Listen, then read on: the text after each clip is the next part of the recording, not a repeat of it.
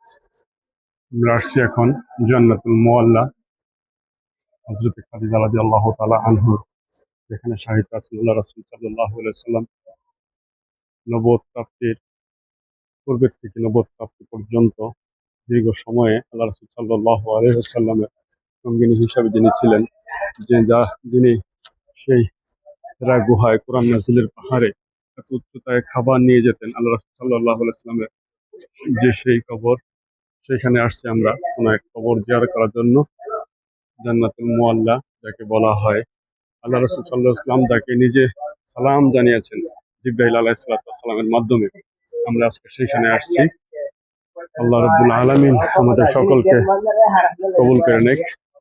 খুব সুন্দর আমরা দেখতে পাচ্ছি অসংখ্য কবর এখানে, শুধু কবরের সাথে অল্প করে পাথর দিয়ে রাখছে কবরের চিহ্ন।